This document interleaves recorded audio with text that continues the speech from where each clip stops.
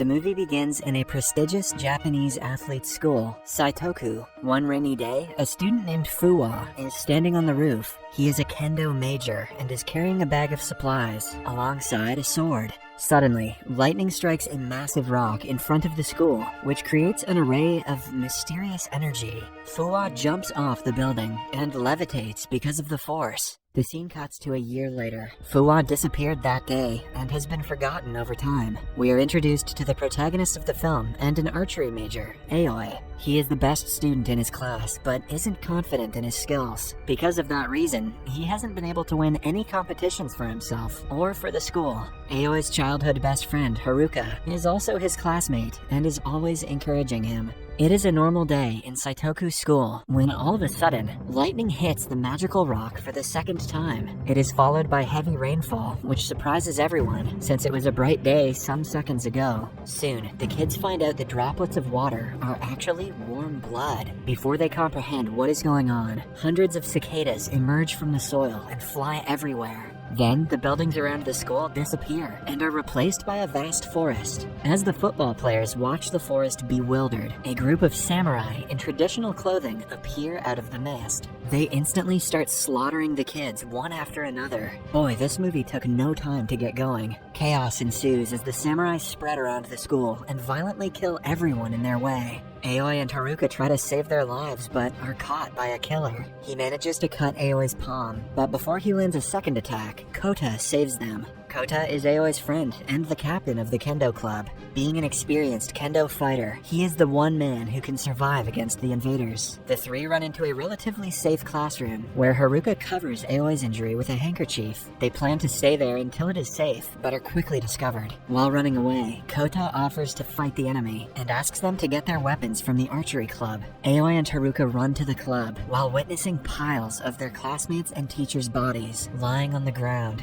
Aoi is also interested in Japan's history and the heroes of the past. Judging by the invaders' weapons, he assumes that they're from the time of the Okahazama War. The theory is crazy, because it would mean the entire school has time traveled to the past. Soon, the surviving students compose themselves and start fighting back using their respective areas of expertise. The leaders of different clubs like boxing, fencing, and martial arts take initiative to fight and save others. At one point, the battle shifts to the football field and grows more violent. A samurai is about to kill a girl, but is in Aoi's line of attack. However, he freezes, and Haruka saves the girl in the nick of time. She slaps Aoi in his face, ordering him to get his act together. Being nervous in a simple archery competition is acceptable, but he must learn to protect a friend in need at any cost. Suddenly, they are interrupted by the arrival of a masked warlord named Yanada. He orders the kids to surrender the castle, referring to the school. Kota asks everyone to keep their ground, but there are too many enemies and too few of them.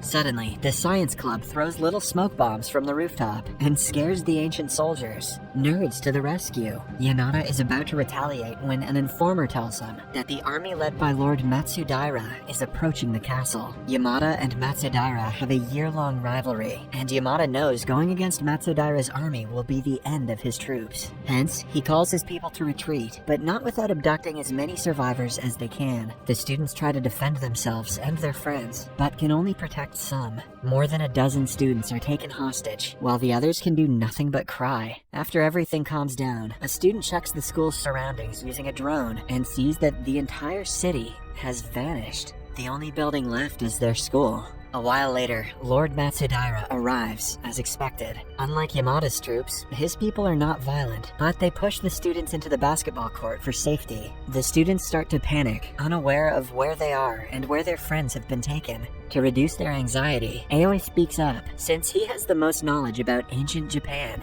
"Don't freak out, guys. We just got warped to the past and all the danger is real." He reveals that they have somehow entered the 15th century, also known as the Sengoku period. The Battle of Okihazama is about to take place, which is the deadliest and most cruel internal war Japan has ever faced. To make matters worse, their school seems to be the epicenter.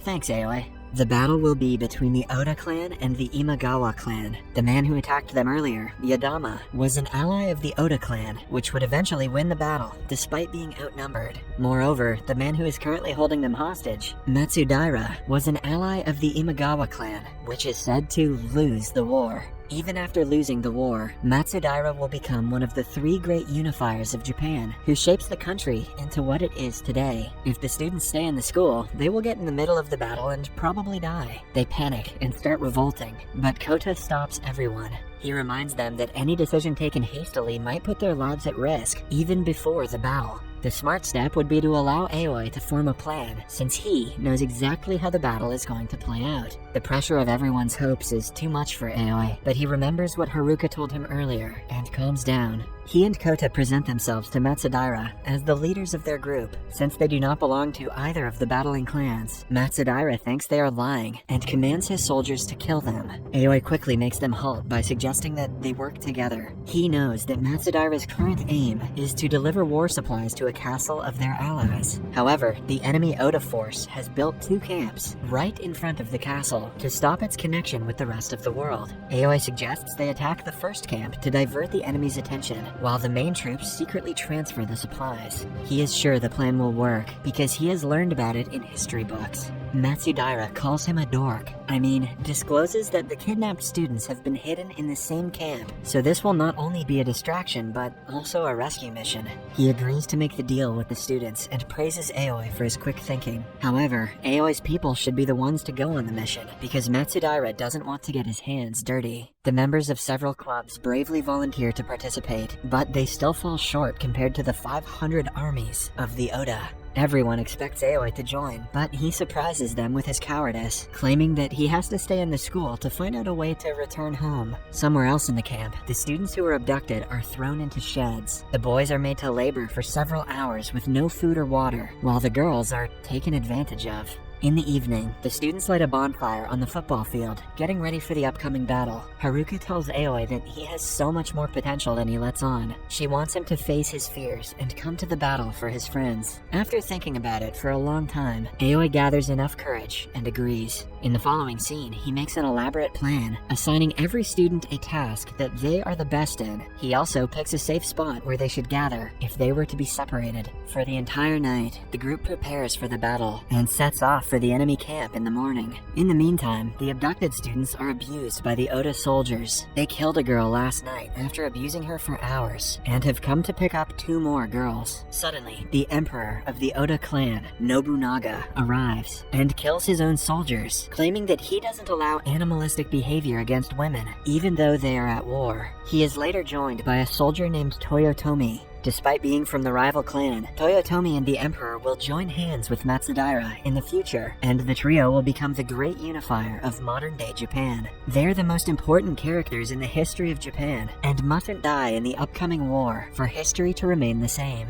Meanwhile, in school, the students figure out that time travel was possible because the lightning that hit the sacred rock changed its magnetic field. If they are able to hit it again with the same magnitude, there is a chance they will return to the future. Yeah, that checks out. After finding out that the next rainfall will occur at midday tomorrow, they begin making lightning rods. A guy from the sports club sets off to look for the rescue team and inform them to return before midday. However, their plan is ruined when the rescue team is attacked by the Oda troops, led by the last great unifier, Toyotomi. A fight ensues, and Haruka is captured by the rivals. Aoi tries to kill them, but is scared that the arrow will hit Haruka instead. Kota also notices her struggling and runs to her rescue, only to be stabbed from behind and killed. While the enemies take Haruka away, Aoi shoots for the first time. It stabs a man, but they manage to escape nonetheless. Aoi is devastated to his core and blames himself for his friend's death and Haruka's abduction. The rescue team helplessly runs back to Matsudaira's camp and takes shelter.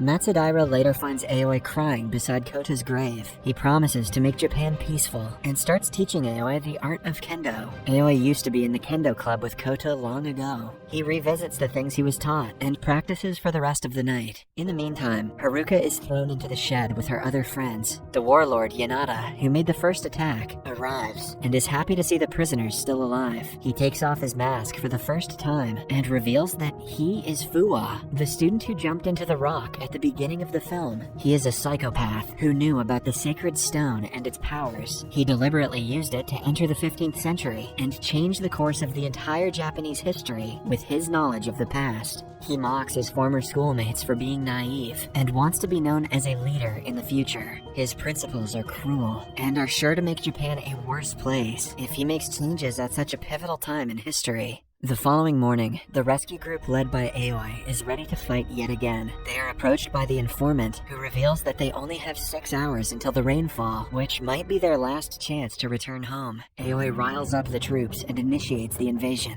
The group separates into 3 teams. The first one is the baseball team, which lands a direct attack on the camp. They attack from a few yards away, using flaming balls, which gives them an upper hand. The second team consists of the leaders of the fencing and karate club. Their job is to sneak into the camp and attack from the inside. The last team consists of the smartest members of the group, including Aoi. They are the ones who look for their friends and rescue them, while the rest of the group is distracting the enemies. The baseball team does its best and fights until the end. They ultimately manage to take control of the area, but most of the group is killed or heavily injured. In the meantime, the leader duo is also surrounded by guards on the other side of the camp. They manage to kill one skilled swordsman, but the other one kills the leader of the karate club. Enraged by his friend's death, the fencing leader rises from the ground and fights with all his might. He is heavily injured in the end, but manages to kill the rival. Meanwhile, the survivors from the first team enter the camp and find 2 abducted students. They are overjoyed for a few seconds before their beloved leader of the baseball team is shot with an arrow. Knowing that he won't survive the injury, he volunteers to keep the archers away so the rest of the group can run to safety.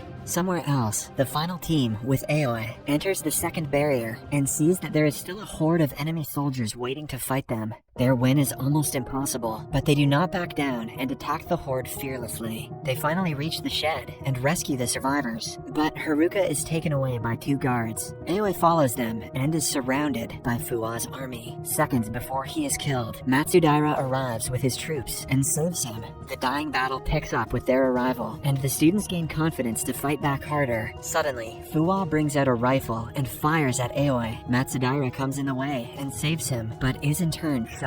With his last breath, he gives Aoi his sword and assigns him to fulfill his dream of unification. His death means that Fuwa was able to change Japanese history forever. Since there are only 3 hours left to return home, Aoi asks Haruka to take all the survivors back to school. He plans to stay until he kills Fuwa and avenges Matsudaira's death. In the next scene, Aoi and Fuwa face each other, while the third unifying leader, Toyotomi, protects Fuwa. The man claims that he doesn't care about the future of Japan, and kills Toyotomi to make another major change in the future just because he can. In a final showdown, Aoi goes against Fuwa, but cannot keep up with his skills. Haruka returns to save him when he is about to be killed, but Fuwa injures her leg, asking her to stay away. Suddenly, Aoi gets a vision of everyone that has died in the war. With renewed motivation, he attacks Fuwa and takes his life. We see that Toyotomi is not yet dead, which means there is still a chance of history repeating itself. Aoi then brings Haruka back to school just before the lightning hits. However, he decides to stay in the past to replace Matsudaira and ensure Japan has a bright future. He hugs Haruka before wishing her farewell. Then, the lightning strikes, and Aoi sets off back to the past on his horse. The scene cuts to a few weeks later, when school is on its way to normalcy after so much chaos. One day, Haruka reads an article about the portrait of young Matsudaira being found in a historical site. It is a portrait of Aoi wearing the pattern of the handkerchief that she used to cover his wound in the battle.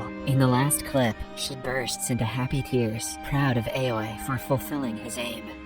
Subscribe for more videos like this, turn on notifications, and leave a like to help the channel out. Thank you for watching.